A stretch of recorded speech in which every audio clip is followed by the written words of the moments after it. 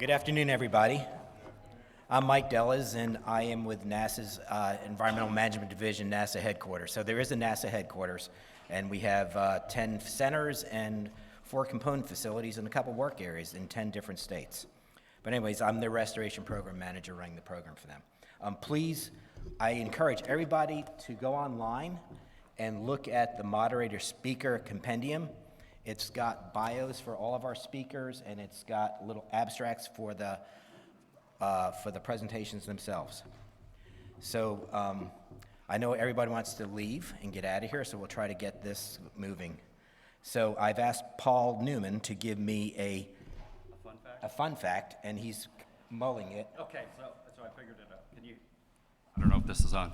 So my very, very first day in the environmental business, I met Paul Rule. I was in the Detroit office of McLaren Hart interviewing to join the firm at what time was just evolving in environmental business. So my very first day I met Paul. So PFAS Paul, way back when. You know, Paul's got such a unique name, you don't forget it when you meet him. I just said, I met you many years ago. So anyways, Paul's going to talk about destructive technologies overview for complete PFAS destruction, and Paul is with ECT2. ECT2. Oh, am I first? You're first. Oh, all right. And you may have heard Paul this morning. You have, and so I've got some really good news. A lot of material that I've been presenting, even to the point some of the same figures depicting the performance of supercritical water oxidation were presented in another presentation. So I'm not even going to talk about those. So the bottom line is you'll be out of here sooner, so you're welcome. So, sustainable ion exchange resin technologies overview.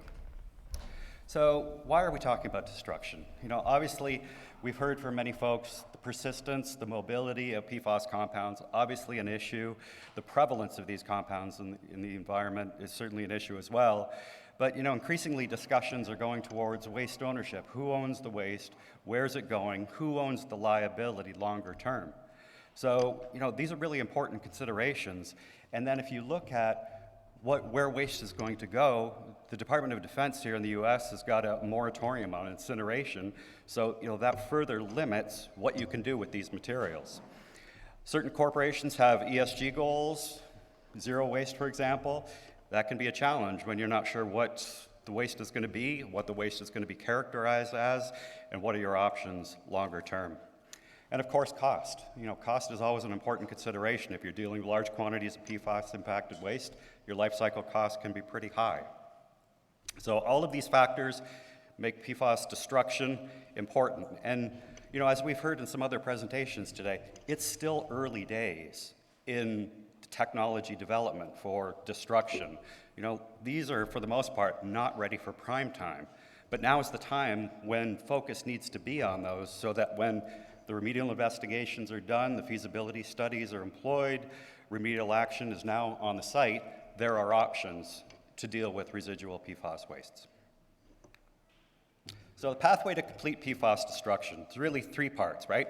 You need to separate the PFAS from the waste stream that it's coming in.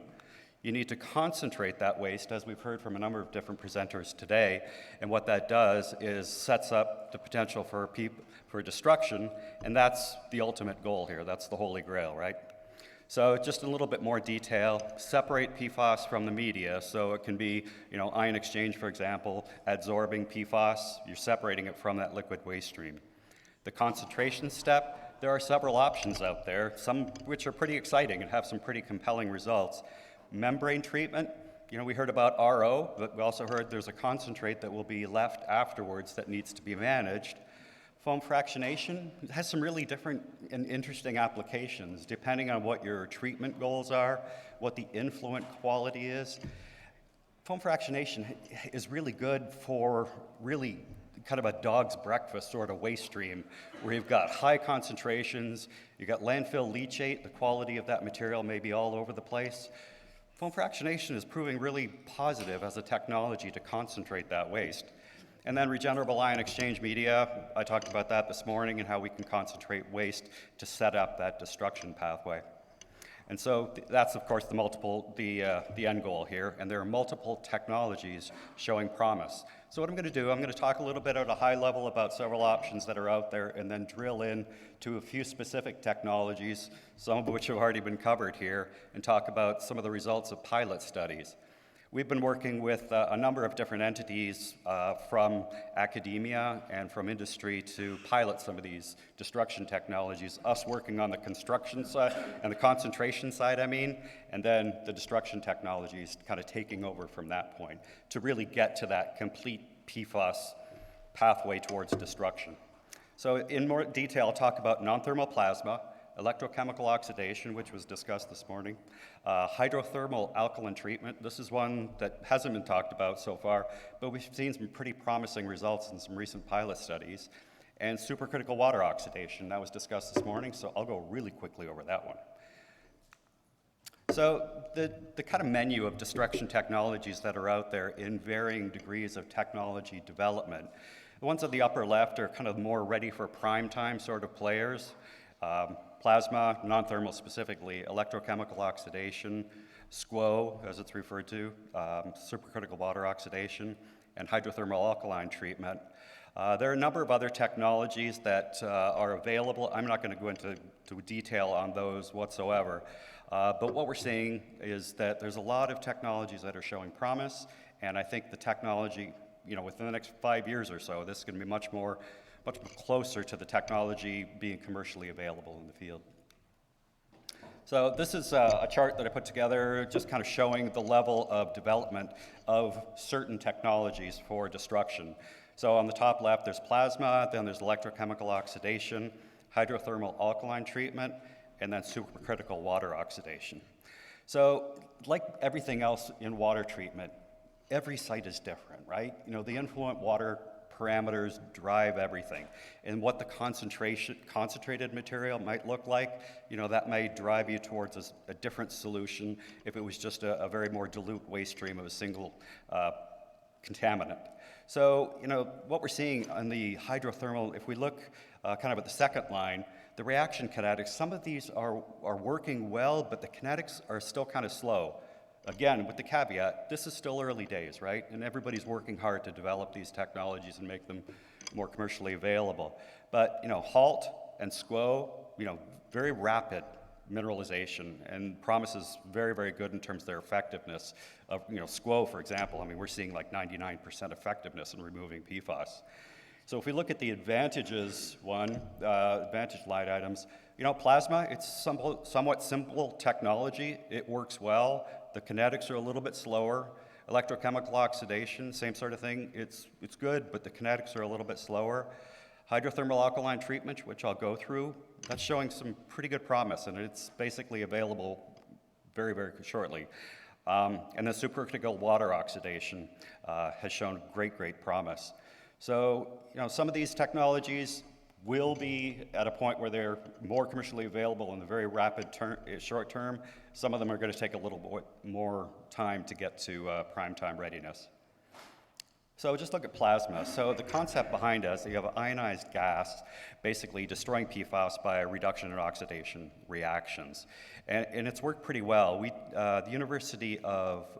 Clarkson University has a technology called DMAX. And they've actually taken still bottoms created from our site at Pease Air Force Base and deployed some destruction technology on it using their specific non-plasma vortex technology, and they had pretty good luck. We're also working on a plasma vortex technology pilot right now with OnVector at Joint Base Cape Cod. So hope to be back here next year to present the results of that study. A few other entities are working hard on the development of plasma, and this is an example of work that was done on plasma technology, and this was Clarkson University work.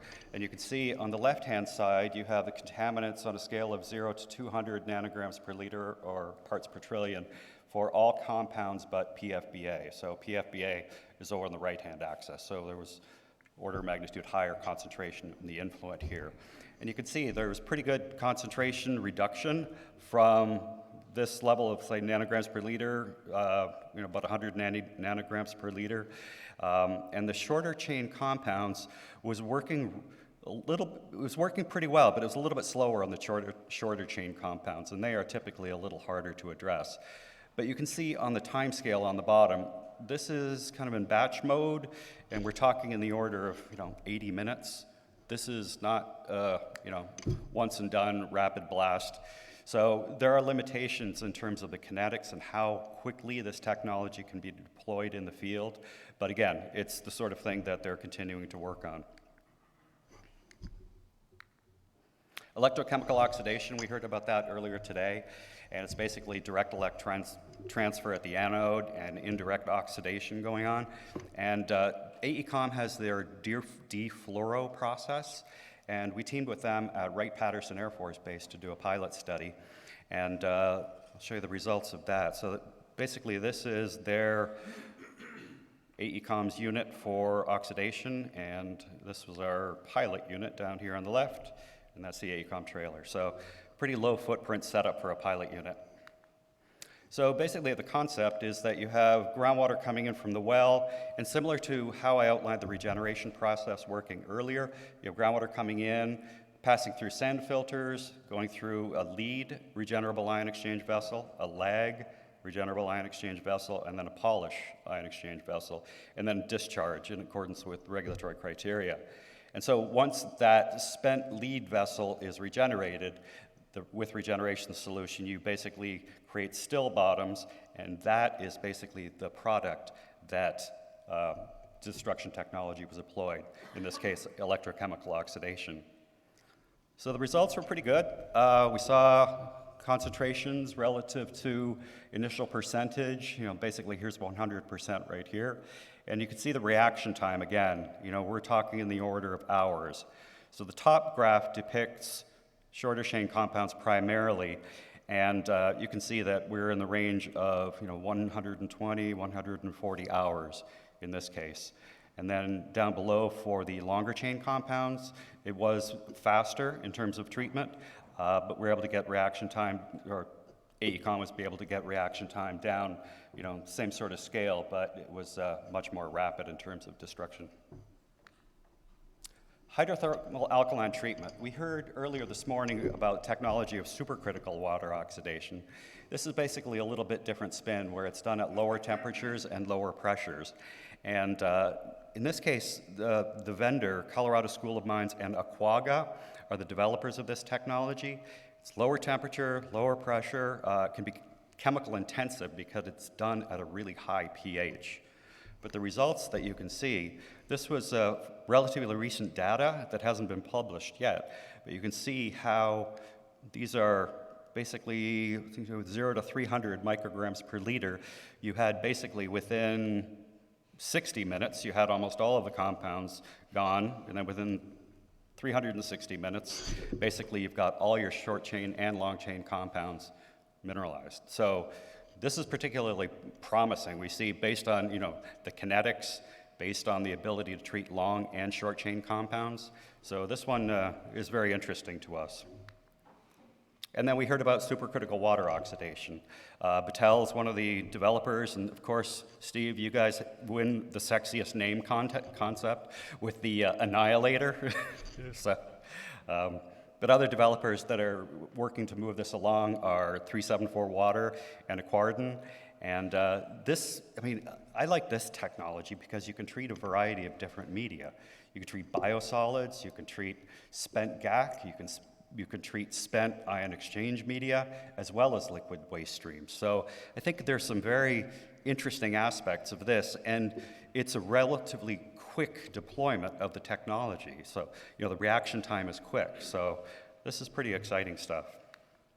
So I won't show these again because you've already seen these this morning, but basically what this shows is that through influent concentrations as high as 100,000, and they used AFFF that was diluted 100 times in this case, going from 100,000 micrograms per liter, this is a sum of all PFAS, less than 1,000. So, with all of these SQUO technologies, the three that I'll show from Aquarden, 374 Water, and Battelle, all of them to achieve greater than 99% contaminant reduction, which is very significant.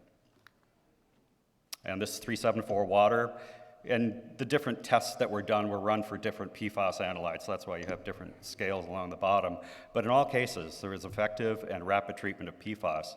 In this particular case, going from 1 million micrograms per liter down to 10 micrograms per liter. That's pretty dang impressive. So, and that this is Battelle Annihilator. We saw, in this case, it was 100% AFFF dilution going from a 100,000 nanograms per liter, or yeah, this is micrograms per liter. So some pretty smoking hot influent concentrations going all the way down to 10 micrograms per liter. So, just at a really high level, there's a lot of technologies out that are showing a lot of promise in terms of being able to destroy PFAS compounds. And we're excited to be part of a solution that could have destruction on the back end. Our role being, we'll concentrate it, you guys figure out the technology to destroy it. So we're pretty excited about the partners we have and the work that we've done with some of the vendors out there for technology demonstrations. And this more on the way. This is absolutely the new frontier. So, and again, it's important we're looking at all this stuff now because this is going to take time for this to get ready for commercialization. But there's good news. It's not all doom and gloom. I think last year there was a lot of doom and gloom in the room. It's like, oh, it's a big problem. What are we going to do? I think things are, to Joe's point earlier, things are moving along. Technology's developing. I think we're in a better space than we were last year. So thank you.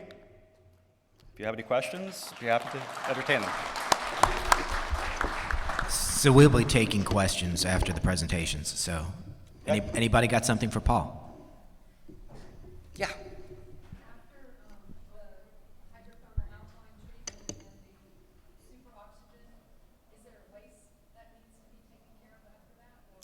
There is a waste. Steve, maybe you can comment on that. I mean, directly to the SQO process. Steve's with Battelle. With respect to SQO, we do produce salts. Salts precipitate out in supercritical condition. So we do have a small volume of salt brine that comes out, but that's it. It generally contains very low concentrations of PFAS, but it also depends on, other, if there's any organic residuals or divalent ions or cations present, can affect the amount of PFAS in it because we do remove it upstream of our reactor. So. The effluent's really clean. I mean, we've achieved 5 orders of magnitude reduction. I know for this particular, the data that was presented here with AFFF, we were at that time is when we started to treat AFFF, we were using a 1 to 100, dilution. More recently, we're able to treat in the, 5-10% AFFF without having to dilute it much at all. Thank you, Steve. There's 2 questions over here.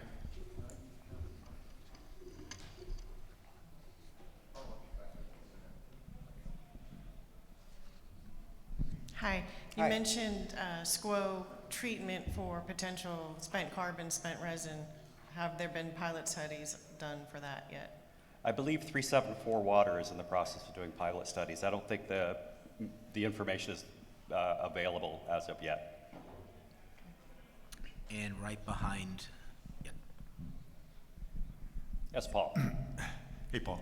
So EPA's big concern with incineration is small volatiles, right, that are coming off of PFAS. And I noticed when you show all these, there's never mass balance with fluoride or volatile compounds that may come off that I'm familiar with HALT, with Tim Strathman's work, and I know that there's not there, but with some of these other technologies like electrochemical, to what extent do you understand the mass balance of compounds that might be coming off in the volatile phase as you do these reactions? Yeah, it's an interesting question. In fact, the paper, the ASCE paper, talks that the SQO data came from, they specifically talked about the mass balance, and they said it is still not understood because there are compounds that they did not anticipate that they were seeing coming in, and the numbers just don't work. So there are other compounds in there that they're affecting destruction on. Anybody else? Thank So, you, Paul. Thank you, Mike. Thank you.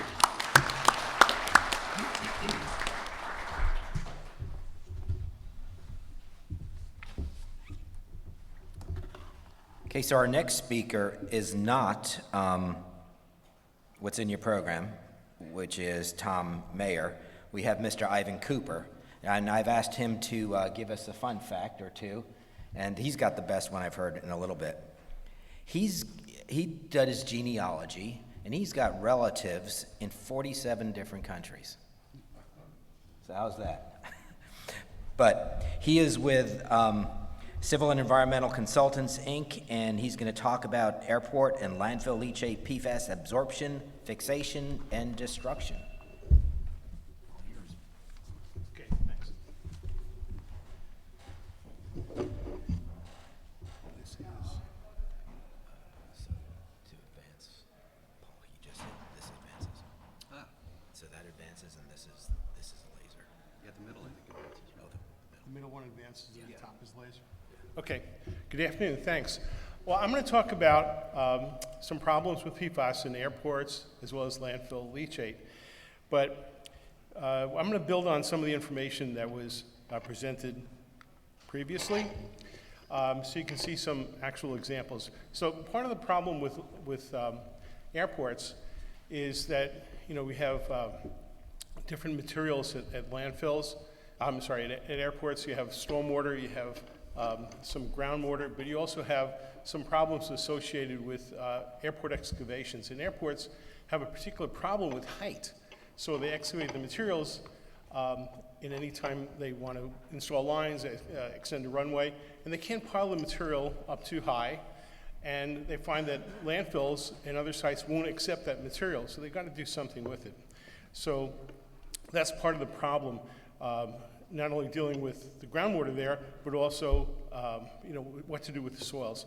Landfills are a little bit different, that you have stormwater and groundwater associated with some of the landfills, but leachate is a particular problem because it can have fairly high concentrations, so you can either pre-treat and send it to a wastewater treatment plant, or treat and go to surface water discharge. If it meets NPDES qualities, you can evaporate it or recycle it back to a landfill. So we see problems with some of the airports. In the U.S., you have 524 Part 139 landfills, in other words, commercial aviation, and you have 5,100 general aviation general aviation airports. So that means that you have a really significant number of sites that potentially can have PFAS contamination. In Canada, we find there's about 139 commercial airports, and there's over 4,000 general aviation airports. Canada relies on a lot of private planes. And we see in Australia there's about 20 commercial airports that have these problems. In addition, you have 77 military airfields in the U.S. that have some of those issues. So, you know, we have a fair range of problems associated with airports. So some of the current technologies that we talked about could be activated carbon, ion exchange resin, some different absorbents. We'll talk to those in a lot of detail. We've been doing some foam fractionation work as well as evaporation, but that could be a problem with release of PFAS constituents from the evaporate airstream, as well as some of the permitting and political issues associated with people seeing a big white cloud coming out of an evaporated system. Our deep well injection, but deep wells can be a problem because, number one, it takes about 5 years to permit a deep well if the geological environment is correct for accepting that material. And then you also have to have some pretreatment because, for example, barium sulfate precipitates at 5 milligrams per liter, and that's going to block a geological formation, so you have to remove those constituents. And besides, it's kind of high power. Generally, you look at 12, 14, 1,500 psi of pressure to force that material down into the geologic environment.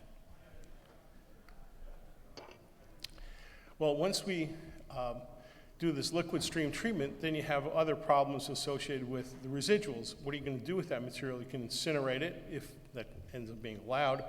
We're working with OnVector in terms of the plasma that we just heard about, supercritical water oxidation, some electrochemical oxidation, The electrochemical oxidation, by the way, with landfill leachate poses a problem that we have really a lot of issues associated with getting down to low levels.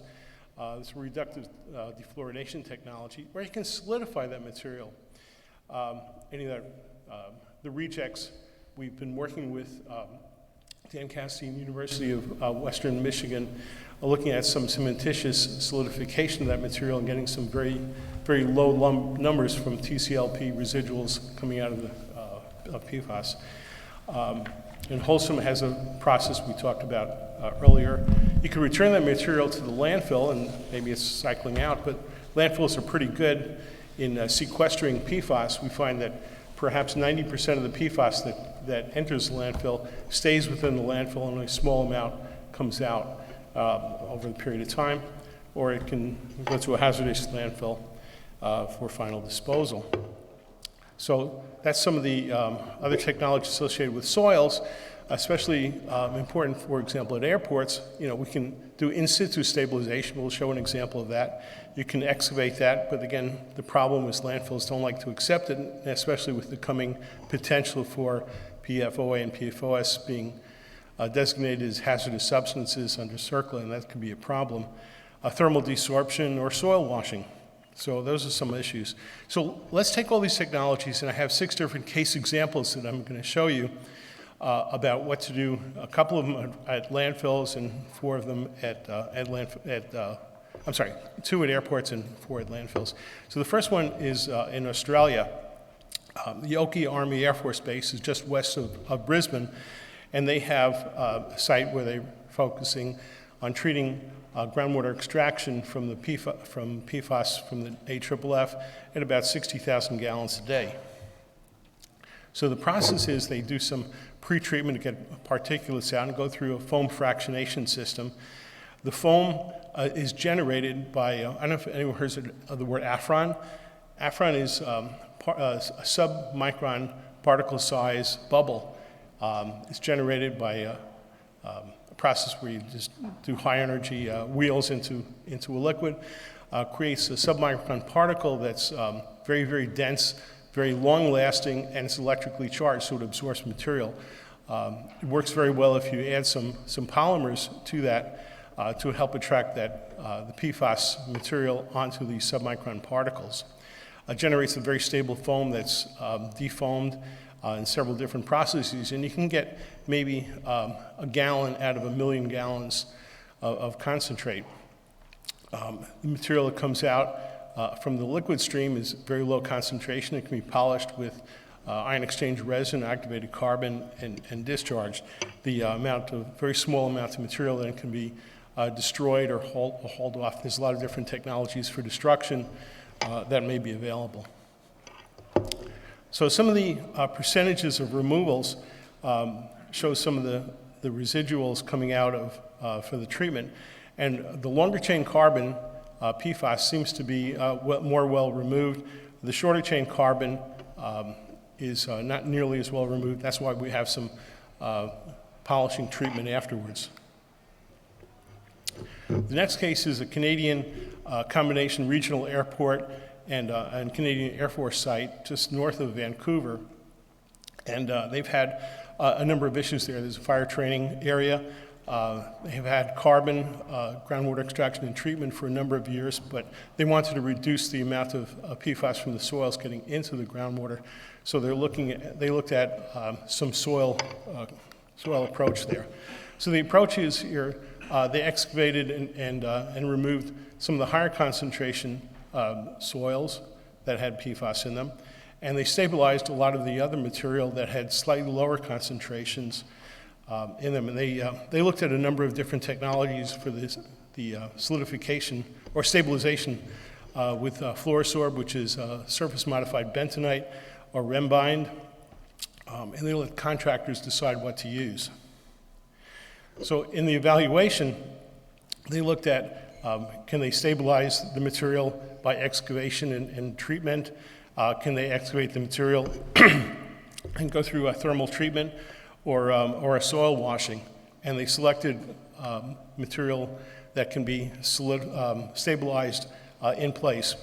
They looked at a thermal desorption And they, with temperatures of 450 to 500 degrees C, they got significant reductions in the PFAS concentration. So that was a pretty good answer, but they chose not to do that. They chose to in situ stabilization. They looked at a number of different materials: granular activated carbon, biochar, different iron-amended materials for biochar, and as well as two mineral binders. And they looked at some in-place stabilization of that material by large augers mixing that material in. Again, Dan Cassidy at Western Michigan looked at stabilization of that PFAS in soils as well as biosolids and looked at 4 to 6% of a fluorosorb would bind that material and give very low amount of PFAS coming out through a TCLP test.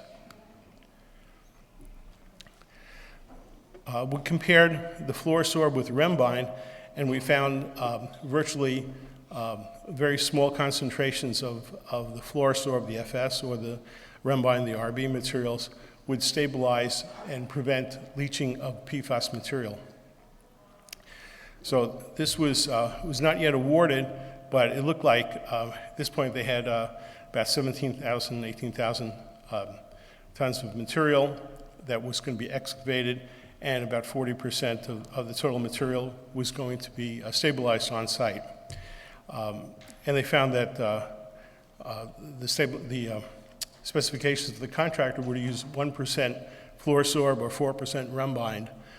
This project has not been awarded yet, but it's being considered. Next case is foam fractionation for landfill leachate. This is a 66,000 gallon a day system in Telge, Sweden, right outside the Stockholm airport. And there's a 40-foot container system that uses a number of treatment vessels for these foam fractionation. Again, this is the Afron size particles that goes through 3 stages of foam concentration after initial foam fractionation to reduce the amount of material that's being used, to the residual amount, and you basically get maybe 1 gallon out of 1 million gallons of material processed.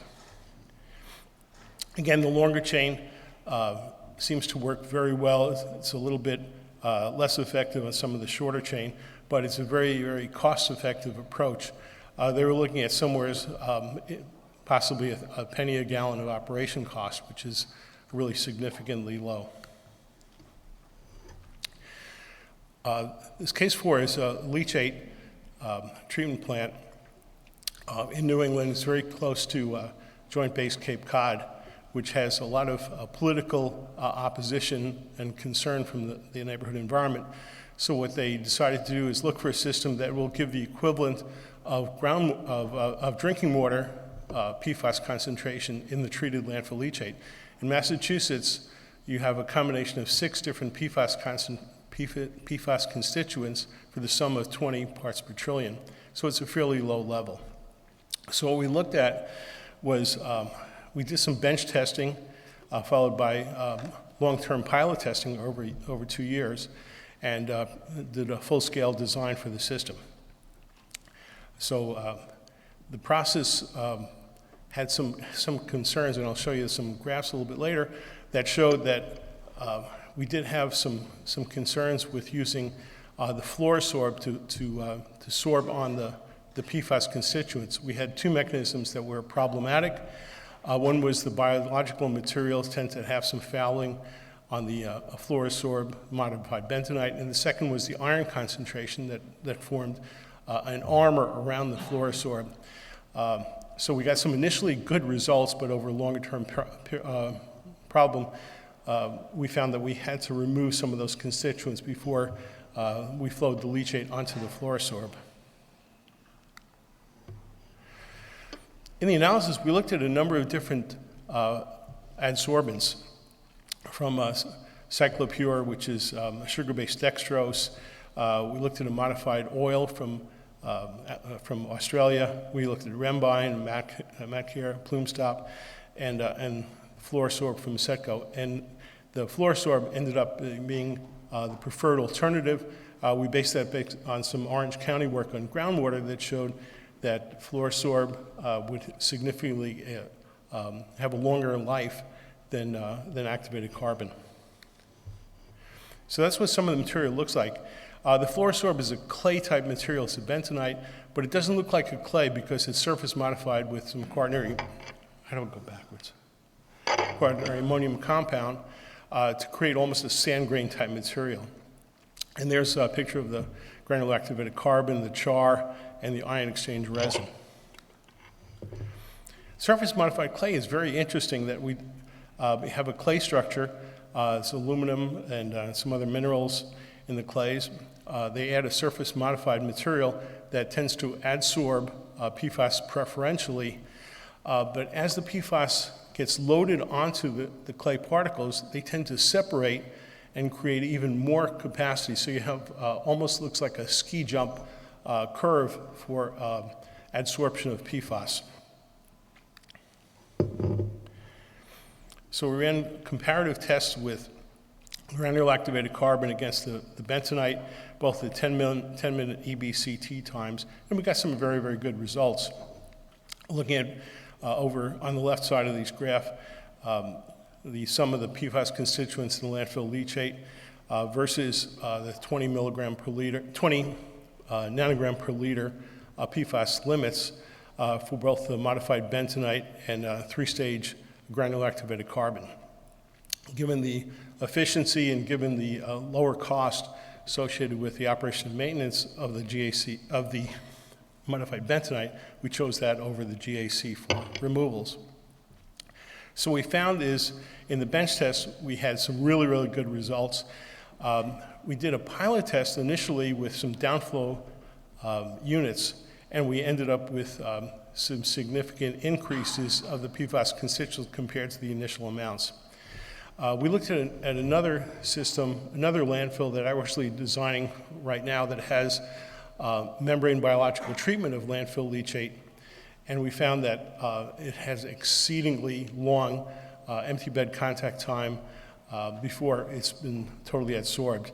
So removal of the biological material and removal of iron is really key to removal of PFAS with the surface modified bentonite.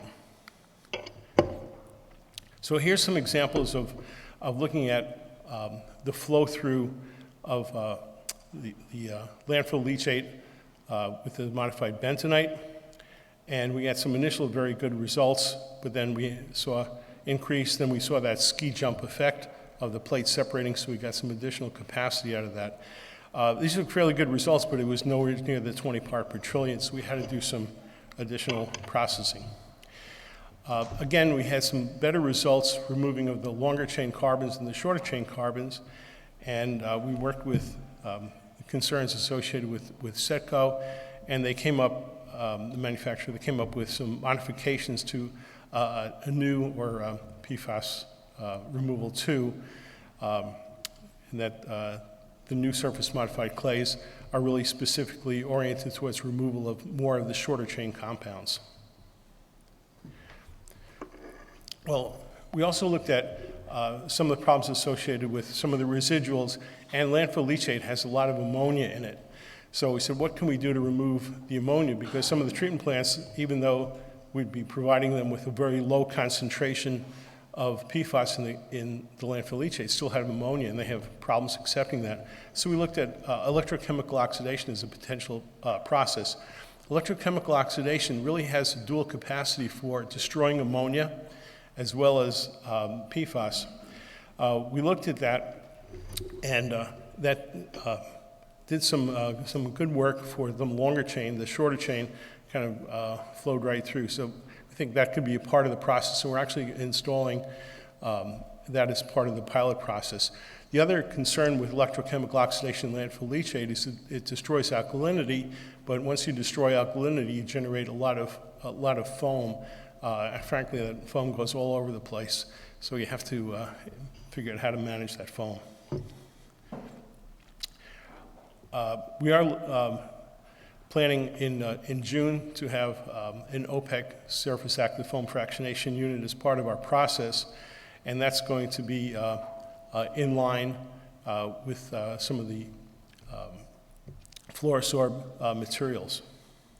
So the process we're using, we're having a frac tank. We're going to aerate that to get the iron from a ferrous state to a ferric state so it can be precipitated out in a clarifier. Then we have an upflow ceramic filter to continue to remove material.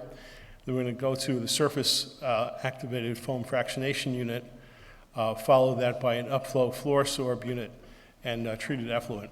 We're looking also at the electrochemical oxidation system as one component within here, and we're going to be testing where it seems to be most effective. So the plant that we've designed looks like that we're going to have 2 trains of several different processes. So we're going to have lead and lag of the fluorosorb. We're going to have electrochemical oxidation in there and a foam fractionation. So at this point, we hope to be producing a landfill leachate with less than 20 nanograms per liter of total PFAS constituents based on the 6 Massachusetts PFAS constituents. Another case study is reverse osmosis, and reverse osmosis works really well. Here at this Midwest landfill a couple of years ago, they had 25,000 gallon a day evaporator, but they were generating much more leachate than 25,000 gallons, so they're hauling off the excess, and this was really driving them crazy. It was significantly expensive, and they decided to put in a reverse osmosis system. They put in 2 80,000 gallon per day ROChem reverse osmosis that had 2-stage reverse osmosis system followed by a 3rd-stage concentrator of the reject. The residuals were returned to the landfill, and that was allowed in the state. The landfill gas that was previously used in the evaporator now was being used for energy generation, so it actually generated some money back. We found was we had significant removals of almost all of the PFAS constituents. The permeate was really almost non-detected in all the different short and long chain constituents, the carboxylates and the sulfonates. It generated about 10% of the flow as a reject. Again, that was returned back to the landfill, but there could be other things that could be done. It could be solidified, and we saw that wholesome process. We could evaporate it. It obviously uses heat. There'd be air emissions considerations in permitting.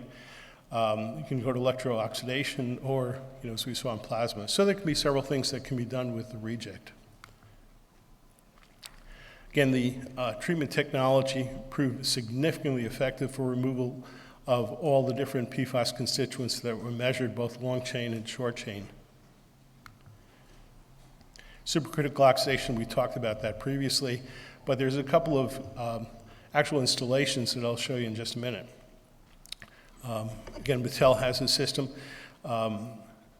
They inject hydrogen peroxide as one of the active agents, and that the 374 water doesn't use hydrogen peroxide, so it can be a little bit more cost effective.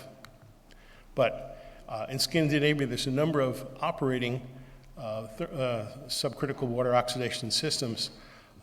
One in Sorab landfill, the leachate has been treated from 3,700 nanograms per liter down to 35, so it's a really significant reduction. The Arlanda airport has a FFF system that has some significant reduction, and there's another waste site in Norway that's treating subcritical water oxidation for landfill leachate and has some pretty good results as well. So as we can see, there's a number of technologies. We looked at perhaps over 50 different technologies that are currently available in some elements of full-scale, limited application, or laboratory type status. So there's a lot of different technologies that can be used. The question is, it all depends. We've developed a toolbox for what the constituents are that have to be removed versus the different technologies, and we're using that to help develop a process of where we can identify the best. So we found in different treatments is the carboxylates seem to be much harder removed than the sulfonates, and the longer chain tends to be more easily removed than the shorter chain. Again, it depends on the processes. But they can be very energy intensive because that carbon-fluorine bond is one of the strongest in nature and really has very high sticky value. There's not as many peer-reviewed destruction technologies, although we're seeing more and more of that in the field. We just actually did an article in Remediation Technology identifying those different technologies, looking at those. There's limited field-scale examples for landfill leachate. There's a lot of them for drinking water and groundwater, but very limited number of these for landfill leachates. And there's really questions about life cycle costs, what's the longevity of some of these systems and what's it going to cost. That's the presentation, and I really appreciate your attention. Thank you very much. We do have time for a couple of questions, if anybody has one. If not, we'll keep moving. Okay, our next presentation is from Nick Barnes with Verdantas. Nick's fun fact is he doesn't like public speaking, so be kind to him. So Nick's going to talk about using appropriate conceptual site models and phased approaches in PFAS investigations. Mr. Nick.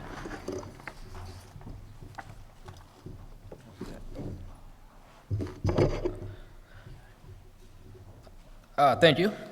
So my presentation today, we are going to revisit a topic that a colleague of mine presented on last year, but we did want to present, to present the information to anyone that was not here last year, and also to present some additional information or data that we have this year that we did not have at that time.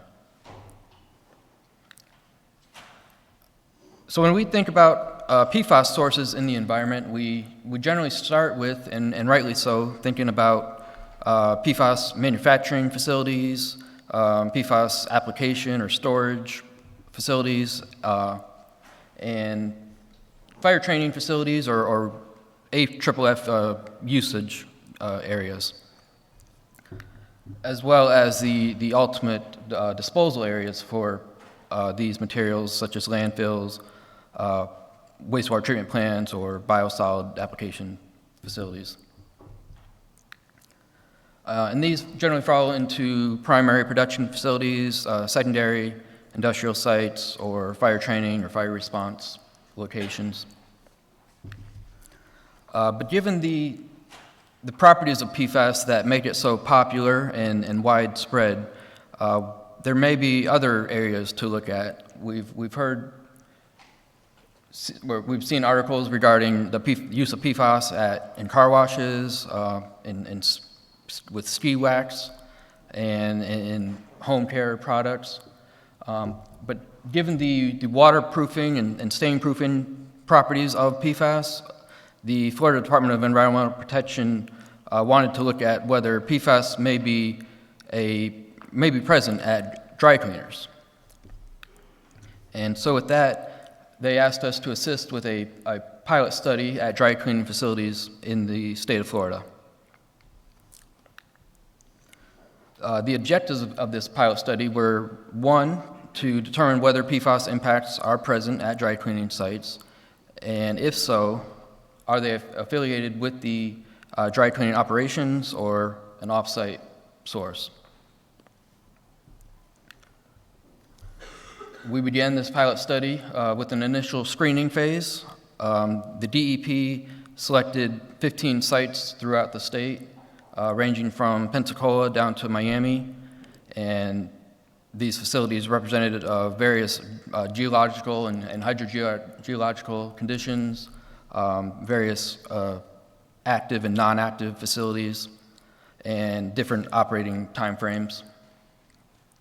And so we initially collected 2 groundwater samples at each site. These samples were collected from locations either inside or very near to the dry cleaning facility itself at wells that were known to exhibit chlorinated solvent impacts. And the results of these initial testing showed that of the 15 sites, 10 of these exceeded the provisional GCTLs in Florida for PFOA and PFOS, or the sum of the two. And so this answered the question that, yes, PFAS are present at dry cleaners, which was not too surprising. And in order to answer the next question, whether these are related to the dry cleaning operations, we moved into a second phase with an expanded assessment.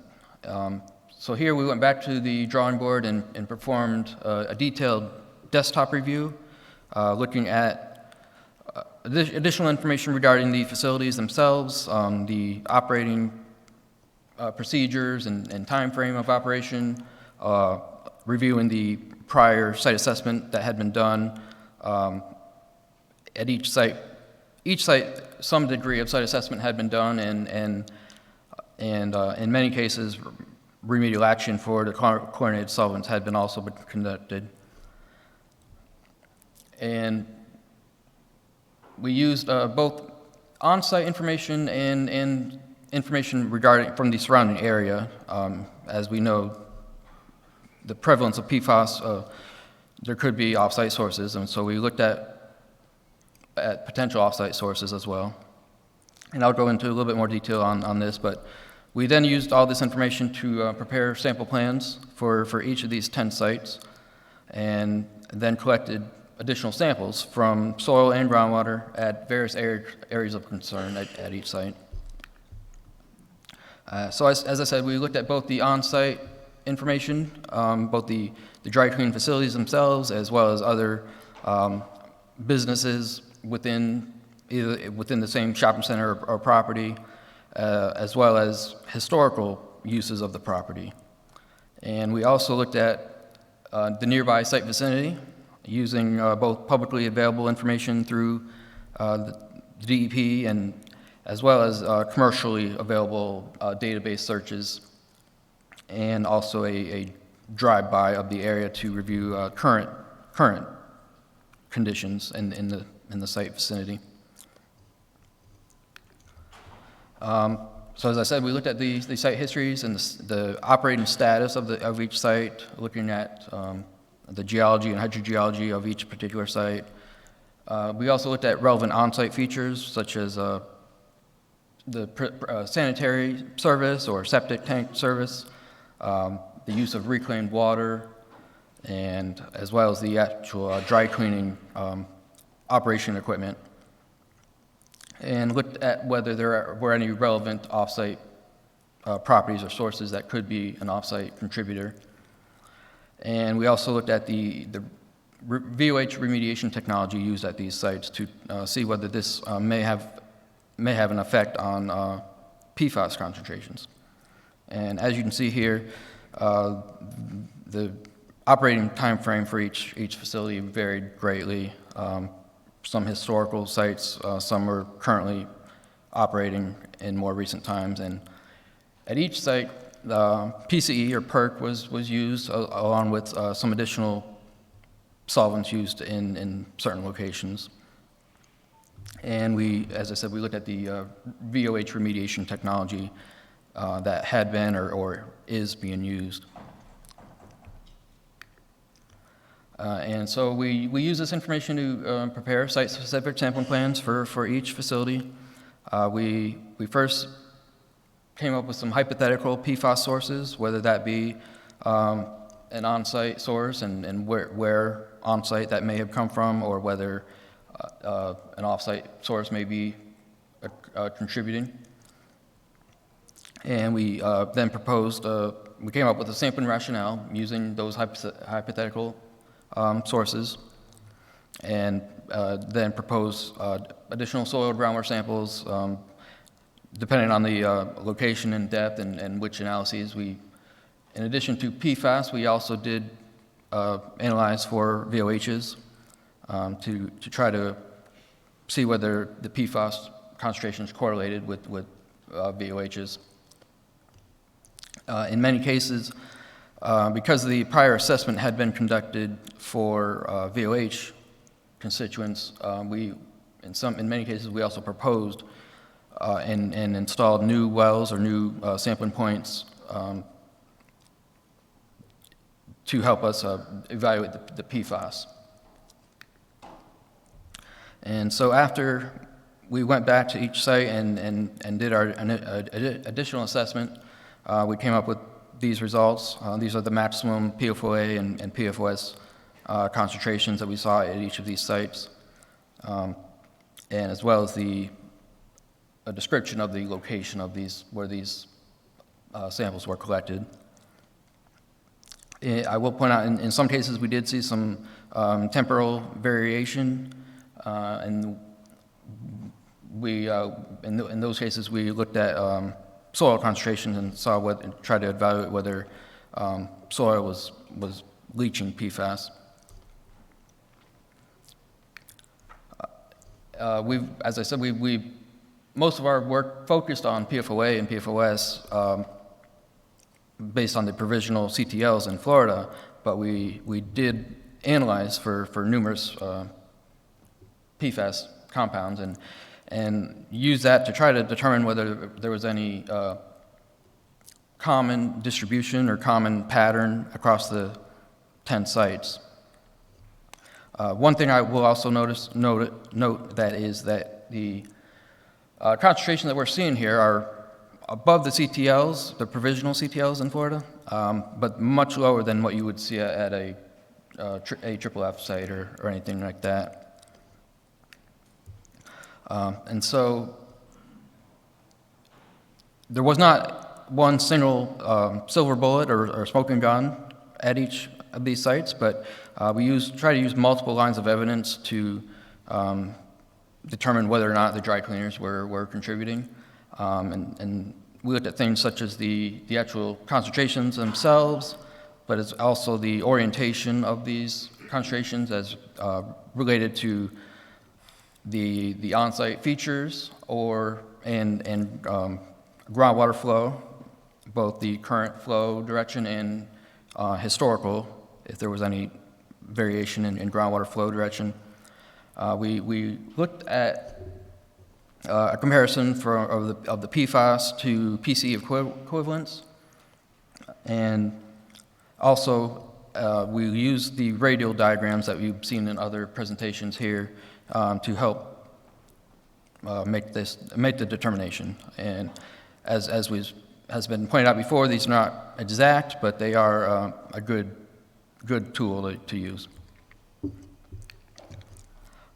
And so, based on our evaluation, we determined that the dry cleaning process, or the dry cleaning operations, did have a role in the PFAS found at these sites. Now, in several cases we did note off-site contributions, but based on the PFAS distribution patterns, we were able to determine that the dry cleaners did play a role in the PFAS found at the sites. So once we knew that, we wanted to look more into where the PFAS is coming from in the dry cleaning process. And so we looked at the dry cleaning process itself. We did find out that although the dry cleaning process is pretty standardized, each individual facility has their own operating practices and different machines. So we started out by sending questionnaires to the facilities, try to get some more information regarding their current practices. We did have information from prior site assessments, but in many cases the operators were not the same. And we asked whether they were aware of any waterproofing or stain-proofing done at their facility. But then we moved into an on-site waste stream sampling program. So we went to each of these facilities and collected samples throughout the dry cleaning process at various points within the entire process. And as I said, not all the dry cleaners operate the exact same way, but we did try to standardize the samples that we collected, and these show some of the results. And as you can see, compared to what we were seeing in soil and groundwater, we did have some pretty high concentrations in the waste materials. And one thing that we did learn in this process is that most of the dry cleaners do not store raw dry cleaning solvents at their facility. They have it delivered to their business and placed directly into their dry clean machine. And so, based on that, we went into another phase, which involved sampling of raw dry cleaning solvents. And this required coordination with DEP and the solvent suppliers in the state to allow us to get these samples. And so we were able to get samples from 8 different types of dry cleaning solvents used. And these correlated to the types of solvents that had been or are being used at the dry cleaning facilities, as well as some additional ones that are not used within the sites in the pilot program. But as you can see here, no detections of PFAS were found in the raw solvents. And so that supported our findings that the PFAS found in the soil and groundwater is coming from the actual clothes that are being brought to the dry cleaners and removed during the dry cleaning process. We found that the fate and transport of the PFAS is not necessarily the same as that of chlorinated solvents, and we didn't find a consistent constituent composition across all the dry cleaners in the pilot project, which we attribute to either various release mechanisms and timeframes, or as well as some influence from VOH remediation efforts. And so, as I said, we did find high concentrations in the waste materials of the dry cleaners, but not in the raw solvents themselves. And so, as I said, we attributed this to releases following contact with PFAS-containing fabrics that are brought to the dry cleaners themselves. And we did prepare a white paper that summarizes this in more detail and provides more information regarding our findings, which can be found at this website, or I can provide it to anyone that is interested. I'll follow up with a couple brief case studies where a phased approach to assessment for PFAS has also been conducted. This was a former leather tannery, and based on that and the use of PFAS in leather tannery processes and historically, the DEP decided to look into whether PFAS may be present at this site. This site was operated between the 1940s and the 1960s, and the property has been primarily vacant since that time. But after some initial screening, where PFAS was found at levels above the provisional GCTLs, we moved into an expanded assessment here and found that the PFAS was co-located with some historical impoundments that were at the property and used during the tannery operations. And so, despite not being used for decades, this PFAS is still here. And one thing that we did note was that a different PFAS compound or pattern was identified at a location hydraulically upgradient of the historical impoundment areas. And so further investigation is needed at this site to determine whether this upgradient area is related to the historical tannery operations or another source. And lastly, we have a formal metal finishing facility here in Tampa. Again, based on the uses of PFAS in metal finishing, DEP decided to look at this site to determine whether PFAS is present. Following some initial site screening, we moved into an expanded assessment here and found a pretty large plume that is not yet delineated according to the provisional GCTLs of 70 parts per trillion. But one thing we do note here is that there is one location with a kind of a different PFAS pattern, so there may be some additional contributions to this plume. And so again, here, further investigation at this site is also needed. And just to summarize, along with any assessment of any particular contaminant, but it's important to have a flexible conceptual site model and be willing to adjust your site model as more data comes in. And we found it important to, particularly with PFAS, the importance of the sampling rationale. We didn't want to just collect a sample anywhere. We had a particular reason for every sample that we collected.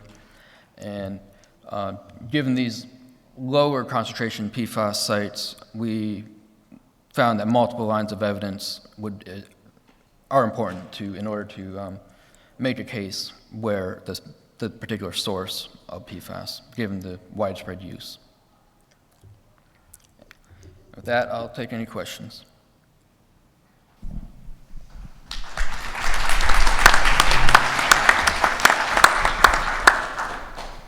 Question back here. First, kudos to you and your graphics team. I really like your slides and design here. And the whole study with dry cleaners, I think, was really eye-opening and appreciated probably across the country, these results here. One thing on the multiple lines of evidence, you had a slide there, a bullet was PFAS correlation to PCE equivalence. What does that mean? So we converted the current PCE, or the current VOH concentrations to an equivalent PCE concentration using the, I believe, the molecular weight. I would say we did not find a correlation in our evaluation, but we were trying to look to see whether the locations of the concentrations correlated to VOH concentrations. It's kind of like a total VOH.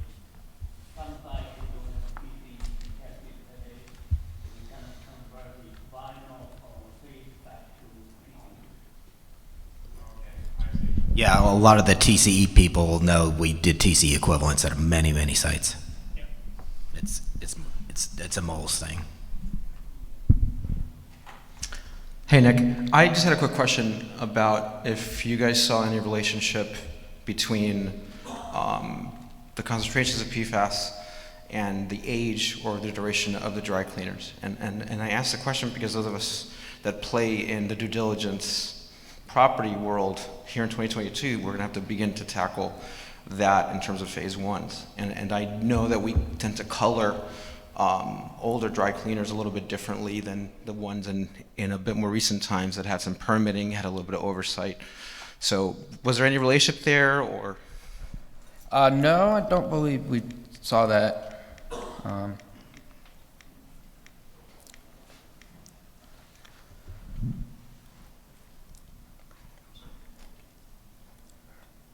So looking at this, the highest concentration we saw was at a site down in Miami that is currently operating, and I believe had been, I don't have it on here, but had been for many years, as well. Number 2,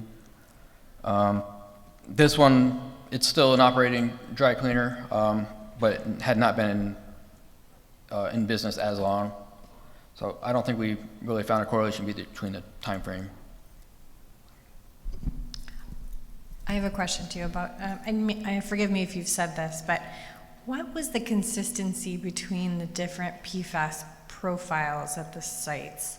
Like, how did you determine if their profiles were similar or not? Was there some kind of statistics, like neural networking statistics that you guys ran? So we did not find a consistent pattern between all the sites. Each site was a little bit different. So that's why we had to use multiple lines of evidence. Like in some cases, a site had a higher PFOS concentration, a dominant PFOS concentration, whereas there were some that had higher PFOA concentration.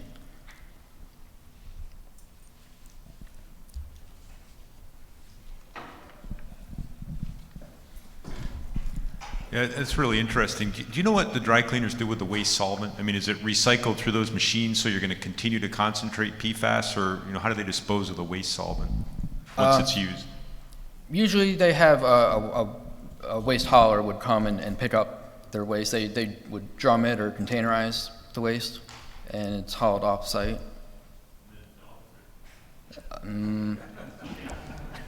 Not sure. It's PCE, right? So it's hazardous waste. So it's hazardous waste based on the PCE. Joe? In the middle. They do recycle and reuse that perk as much as they can before they have to recycle it, though, right? Yes, yes. So I had heard there was the hypothesis was that some of the spotting agents were perhaps had PFAS in there. Did you test the spotting agents? We found low concentrations in some spotting agents, but much less than what we were seeing elsewhere.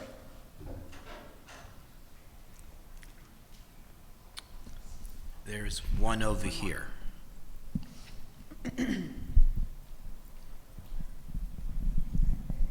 Thanks, Nick. That's some pretty valuable information. Did you see, or like I noticed on the raw solvent testing, did you split those samples, or was that all gathered from the same laboratory? That was all the same laboratory. Oops. Okay. Because I just noticed the high method detection limits, probably because they're waste samples. Right. Yeah. You're talking about the raw solvent? Right. Yeah. Yeah, the detection limits are higher, but we felt they met our data quality objectives. Okay. I've got a question. Paul, go ahead. So Nick, I was wondering, the direction here is that they're pointing back to the clothes as being the probable source, right? Are you aware of any studies that have actually looked at those clothes, maybe older clothing products, and what their PFAS concentrations might have been? I think Zeke had seen a few studies. Yes, we have seen some studies.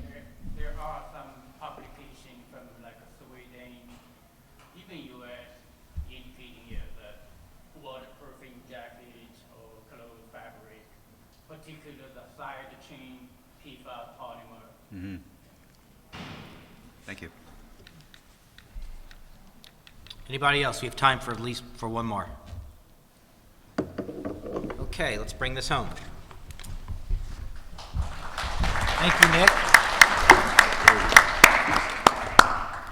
So I've been asking these guys fun facts to share. I'll share one with you guys. When I was in grad school, I had the pleasure of having a 45-minute geologic discussion with Dr. Harrison Schmidt. Jack Schmidt was the 12th man to walk on the moon when he explored the Valley of Taurus Littrow with Gene Cernan almost 50 years ago. But that was only 11 years after he did that. But anyways, I always thought that was cool. Little did I know I'd worked for NASA for 20 plus years. So our next speaker is George Naslas. I'm sorry. Yes. Naslas. Oh, there's an L. My bifocals don't work too well. And George has got a couple of good fun facts. The one I'm going to highlight to you guys is he played rugby for the Reno Zephyrs. So there you go. Don't mess with George. Piss him off.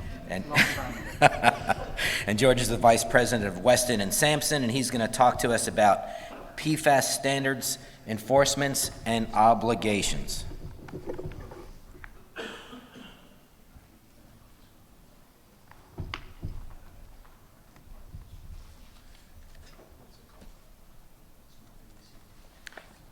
So we'll wait on the presentation a second. So this is advances. This is a pointer if you want to use it, and that'll go back. Okay. Anybody got a good joke? Yeah, before we start, apparently my talk did not get uploaded, but thank you for being here. Appreciate you all being here for the last session. give it a minute.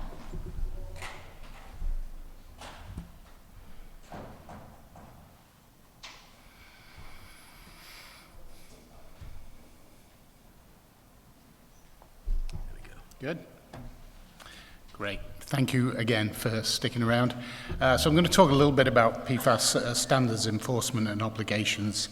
And specifically, I'm going to talk a little bit of a regulatory overview and talk about a couple of case studies. Both are in Massachusetts. So I'm going to talk a little bit about the regulations as they apply to me and the work I do on a day-to-day basis.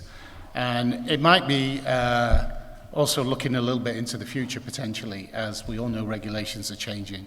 And while the subject matter, the case studies will illustrate kind of what we end up having to do once the standard's in place. I'm a hydrogeologist. I'm an environmental practice leader at Weston and Sampson, and I chair our emerging contaminants work group. Some folks may or may not know our firm, but we're a multidisciplinary engineering firm, been around since 1899. But our PFAS experience really dates back to about 2015, which is a short 7 years ago, but as I've been saying, that's a long time in PFAS years. And we worked two signature projects we started with, one of which was Pease Air Force Base. In fact, we worked with ECT2 on that project, specifically for the city of Portsmouth, and bringing 3 of their wells back online, their municipal supply wells. At the same time, we did a lot of work for Vermont DEC, a whole ton of private well sampling as a result of St. Gobain's discharges, aerial discharges of PFAS, which really precipitated a lot of the actions in the Northeast and precipitated Vermont to develop their own standards as well.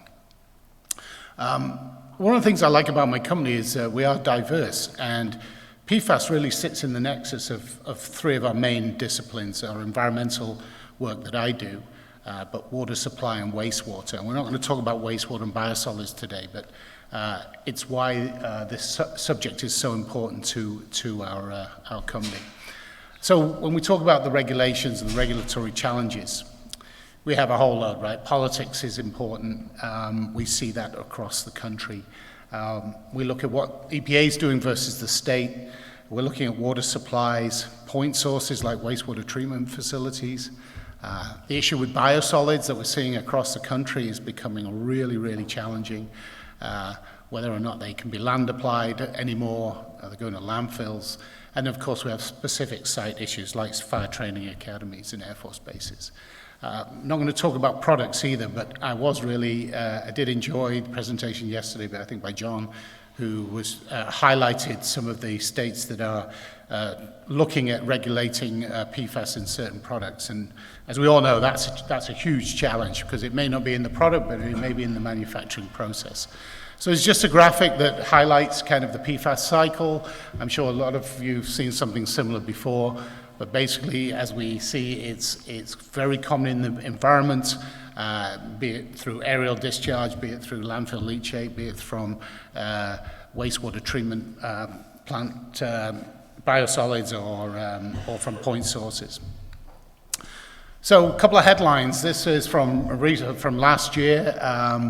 In Massachusetts, the state asked people to limit the number of fish they eat in the number of ponds down on Cape Cod. So Cape Cod is basically a lens-type aquifer surrounded by seawater. So the ponds are all in direct contact with groundwater there. And also similar kind of thing in New Hampshire, which has slightly different geology. But the point being, we're seeing this connection clearly between groundwater and surface water. Also, what we're seeing is issues around products. Today at lunch we were talking about synthetic turf fields and whether or not they have PFAS in them, and that in the area I work has become a huge issue. So we talk about politics. As you know, there's not so new EPA administrator anymore. Michael Reedon's in charge. EPA has a PFAS strategic roadmap, but a lot of states have taken the lead, as most of you know. And it's interesting that the two kind of camps of approaches. Some of the states are looking at to evaluate the impacts first. They're trying to understand, do we have a problem? So, for example, in South Carolina, DHEC tested a lot of their water supplies, their public water supplies, with a view to understanding the magnitude of the problem. New Hampshire did something similar in that they required everybody who's doing a monitoring program under their groundwater management permit program to test for PFAS, and they uploaded all that information to a database to evaluate, to understand where their problems were. Other states are coming at it slightly differently and setting standards, or very quickly after understanding, they're setting standards. And then, as we all know, we're in a post-Flint, Michigan world, so managing that information and being transparent has really driven, I think, a lot of what we do. So who's driving the regulation? We talked about EPA, but I want to talk a little bit about some of the state works that's going on. So this is a quick snapshot of some of the standards that we see across the country. Primarily in the Northeast and California, we see quite different states to the health advisory that that a lot of states are looking at. And I mentioned, most of those were driven initially by a drinking water focus, right? How many supplies were impacted? Were they surface water? Were they groundwater?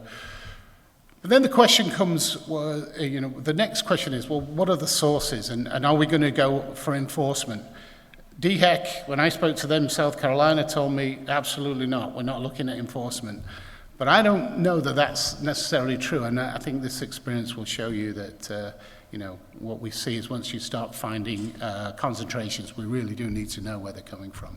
A couple of key dates here. So in Massachusetts, the drinking water MCLs were enacted in October 2020, so a short time ago.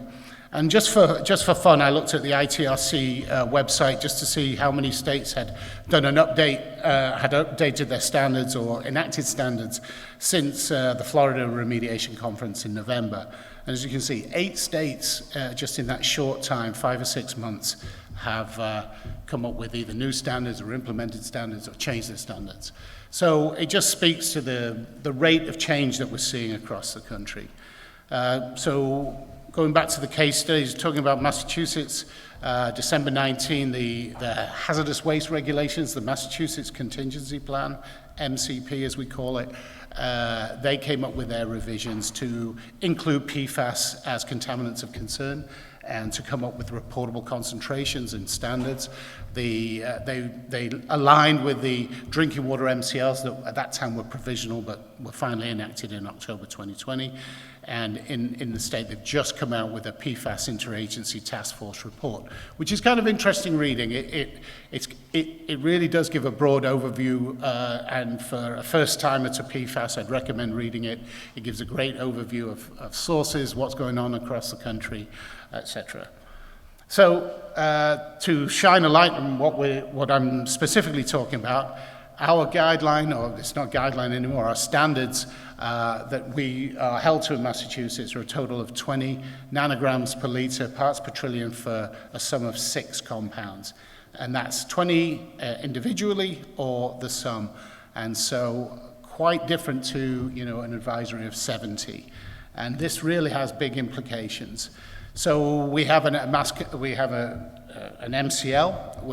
The state, Mass DEP, came out with reportable concentrations and cleanup standards. As I said, it's a sum of 6 compounds: PFAS, PFOA, PFNA, PFDA, PFHPA, and PFHXS.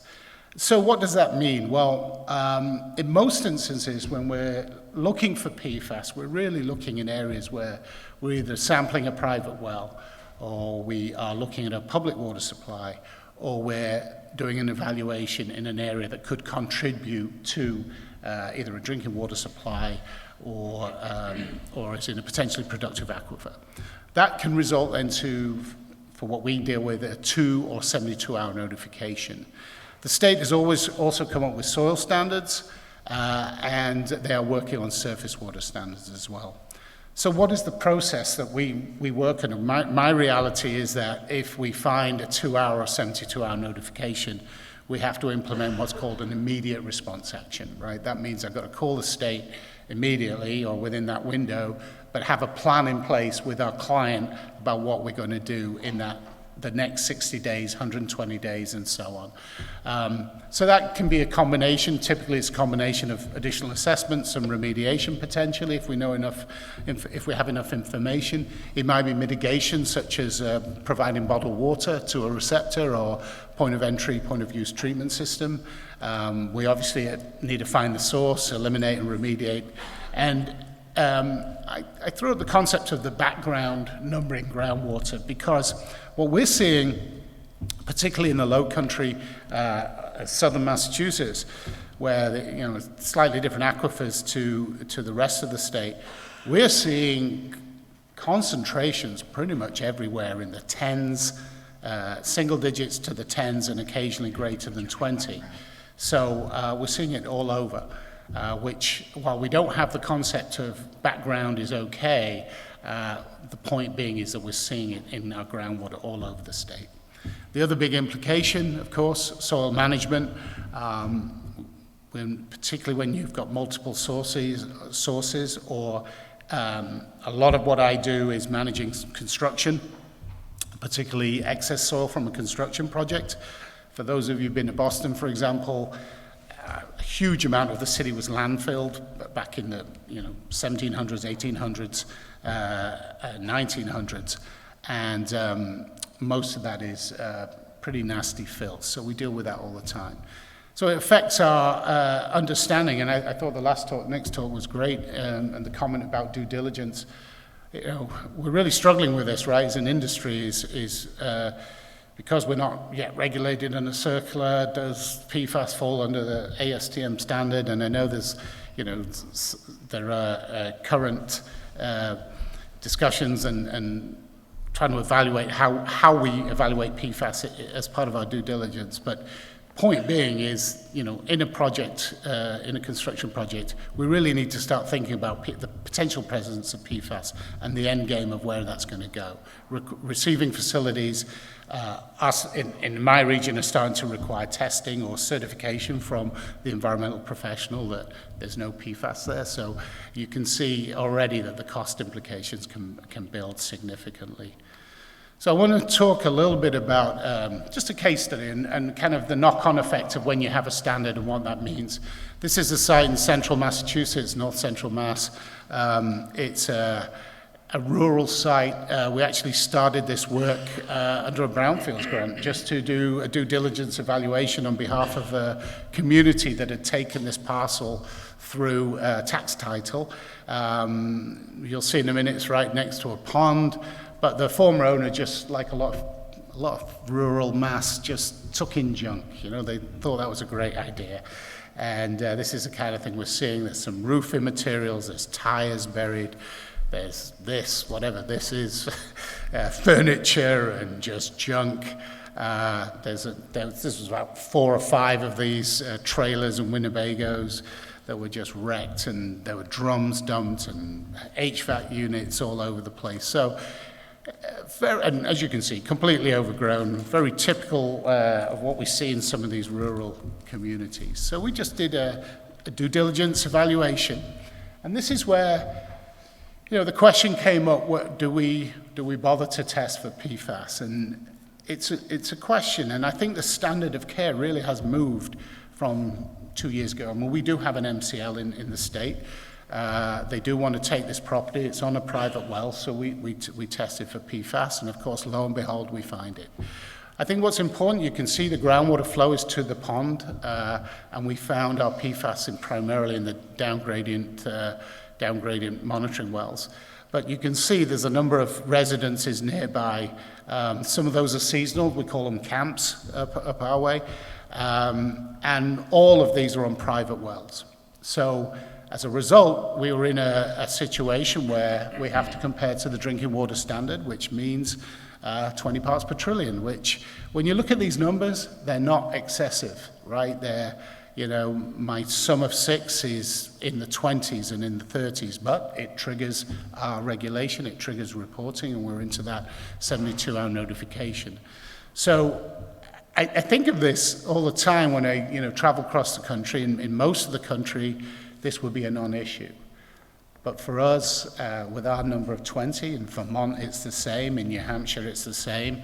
They have different numbers, but we will be triggering reporting. So as we think about the future and where the regulations are moving, I think we're going to see a lot more sites pop up as a result of this. So we had a 72-hour obligation. We did our immediate response action, which was resample groundwater, and we're in the process of trying to get permission to sample the nearby private wells. That's a challenge, right? Because as a property owner, do you want to let somebody on to sample your well? Has implications for property values, etc. So we're right in that process of trying to understand whether or not we have a localized problem or if it's spread a significant distance. Ultimately, we need to come up with a nature and extent, and we have a plan in place to remove a whole load of most of that junk that you saw in some of the earlier slides. We're getting EPA's Brownfields team involved with that. The town is the owner, so they, through a nuance of the law that we have in Massachusetts, they have an exemption, but they still have to do this initial level of work. So moving on to another case study, this is let's see if this works. Can you guys see that? Does that work? Yeah, so that area there that I just highlighted is an area of municipal water supply wells. The hashed area around it is the groundwater protection zone, and then this area here, over here, is a former DPW yard. So what we have here is a situation where the water supplier had found PFAS in their raw water, not in the finished water, because they have a treatment process that with some carbon units, but in the raw water. So that triggered obviously a notification. The state got involved, and a question about where did it come from. At the same time, we were working with the municipality, looking at the DPW yard, just upgrading of this, and of course, required to test for PFAS as a result of the detections downgrading, and also as part of our due diligence. So we had a couple of source areas, the main one being near the garage in the center. You can see the red area with the isoplex here. We also had cross-gradient area by a dog park. I'm not sure why we had elevated areas in that zone. And the signature was primarily PFAS here, but we did have PFOA in the upgrading well, so potentially a different source.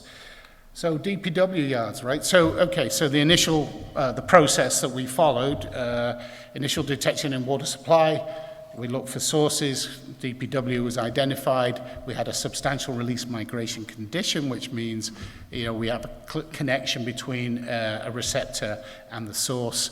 That was a 72-hour notification, and we're into the response action. Just want to acknowledge that these slides came from Mass DEP. They did a presentation recently using our data. So that's the origin of some of these slides. But we found in that area MW1 by the garage, primarily dominated by a PFAS signature. And then the upgrading wells, as I mentioned, seem to have more PFOA. Two potential sources, garage area and the dog park area. And so then we're trying to think about, well, what are our potential sources there? So our concentrations ranged, total concentrations of total PFAS range from about 125 to 952. Again, we're in a drinking water resource area, so we are compared to those drinking water standard. So we started looking for sources within DPW. What kind of products did they have? Did they use? It's always difficult. If you've worked at DPW yards, they're always a bit haphazard. There's never records. They've been around forever. They had a dry well. They maintained the town's fire department, fire trucks at some point. We do know that they'd had a historic discharge of AFFF. We think just either discharging hoses up there, or I don't know if they did their DPW days where they sprayed foam and let the kids run through it. The other bizarre one. So there's always something new you learn on every job site. So I learned that they have a non-stick spray that they spray on the plows for snow. I know we're in Florida and that's irrelevant, but in the Northeast, we have snow and you have to get rid of it. So I didn't know that. So that was another potential source.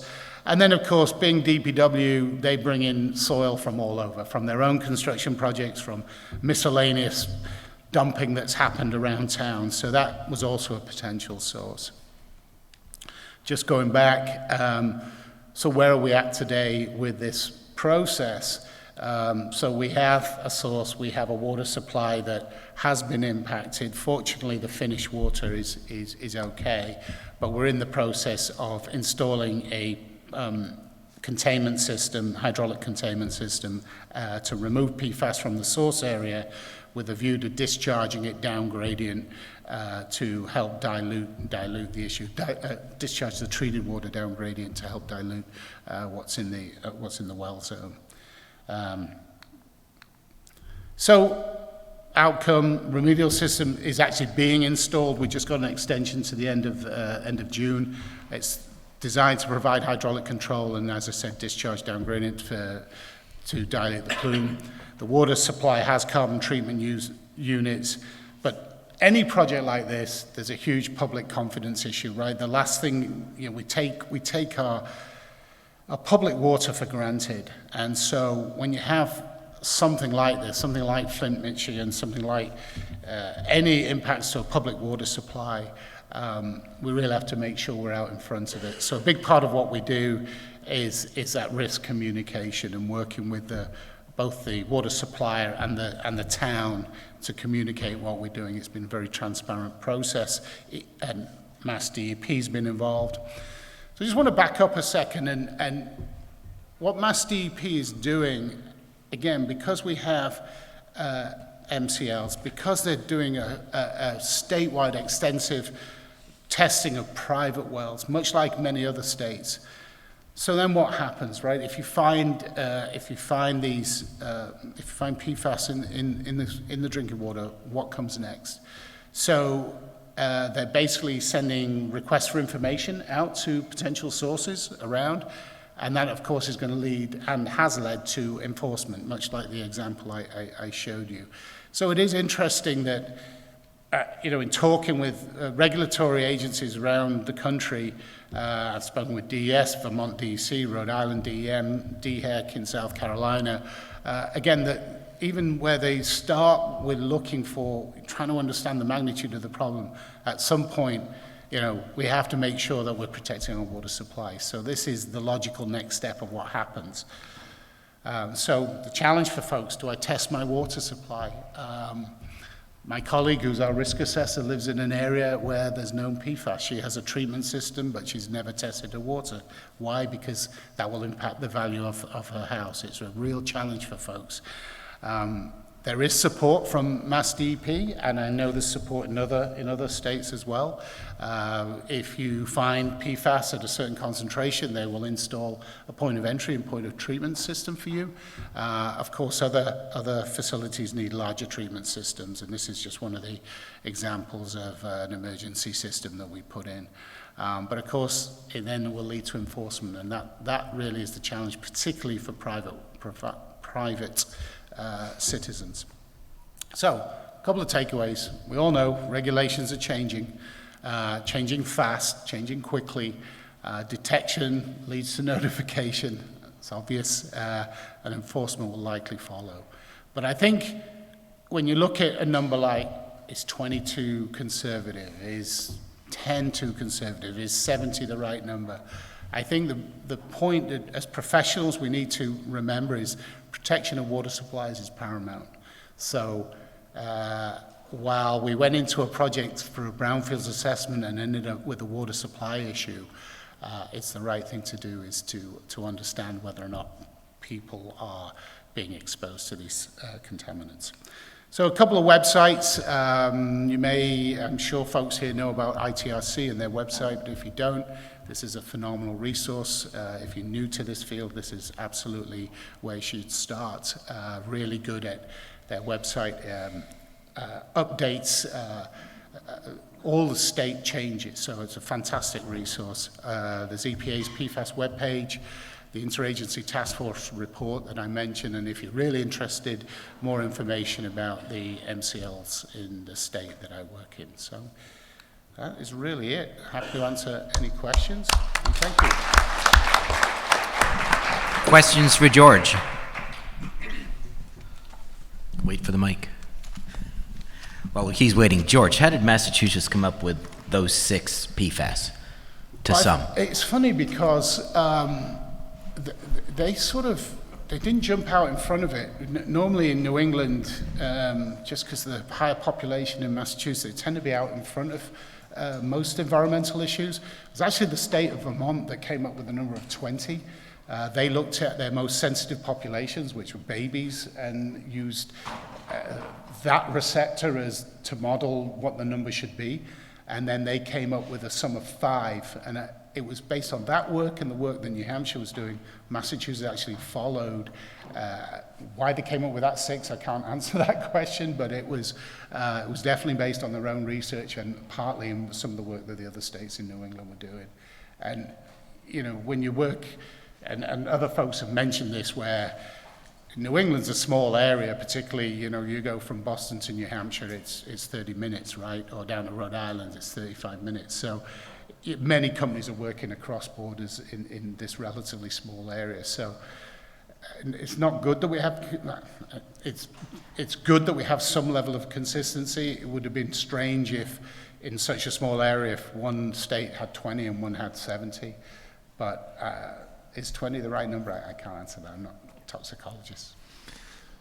Yeah, your Massachusetts accent gave you away as a New Englander. Yeah, all the way. You know, as I look at those numbers, yeah, I'm looking at, so you're lumping 6 compounds with PQLs of 1.9 part per trillion, and you've got a 20 PPT guidance level or standard. Standard, yeah. I guarantee you, if you sent 3 different labs those same samples, you know, you are right at the fringe of the detection limit of these methods, and with different groundwater quality. What do you do with a non-detect? It may not be 0, it may be 1, right? Do you take half of the PQL? That's what we used to do analytically. Right. You could go, I mean, with a 20, you know, the difference between 21 and 19 is putting a drinking water system in or not. I mean, it seems really dangerous to have a limit for 6 separate compounds lumped together. I know. With the detection limits of the method, and the methods are changing. You know, it's almost crazy to have that at 20, to be honest with you, for 6 different compounds. You're gonna be a lot of law cases and some very good analytical chemists arguing like hell about, you know, what you do with those data. Yeah, and I mean, I don't work for Mass DEP, so I can't answer that. But I recognise your point's really well made. I mean, that's the first thing we did was reanalyze. We also work with labs that we trust, you know, but you're right, send it to a number of labs, we'll probably get quite a variation. And I think if we were, and we are pretty close to that number, that might be the next steps, is kind of do more of a data quality evaluation. You're starting at 11, really. Yeah. I mean, you're not, if you get almost a 2 PPT detection limit for 6 compounds, that's almost 12. So a non-detect could actually have close to 12, you know, parts per trillion. It's just, I know I just found it curious, and it's a state decision, and Massachusetts always has the lowest standards in the country for everything, but gee whiz, you know. Well, New York's 10 and 10. I don't know, but not for 6 compounds, right? No, that's true. You're lumping 6 compounds here. That's a little different story. I know. I wish Paul Locke was here from Mass DEP. He's a fantastic speaker. We'll get him next time. Very good. Any other questions? All right, at the end of the day, I'm actually, all right, Zeke's got a question. I'm actually very surprised that there's still last this many question people in the room. We've got a Columbo so in the you see all these Columbo people around in the you? audience. Give me an easy one. Yeah, I mean, they are so frontier to set up the MCL, 2020.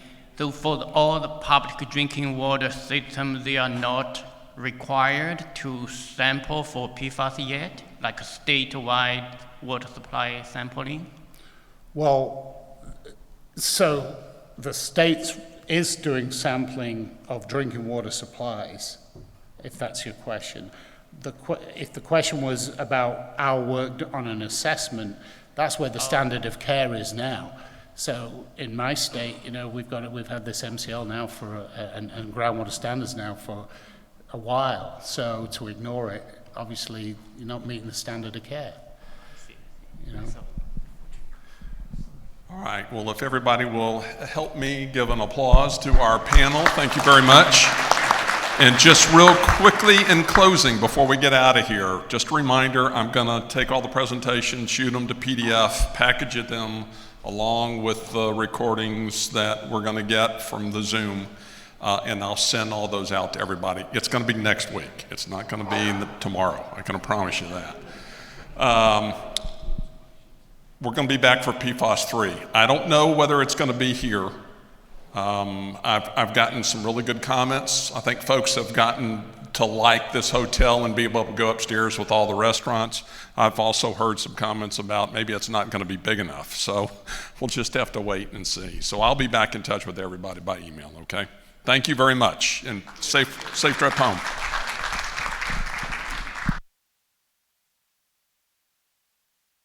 Recording stopped.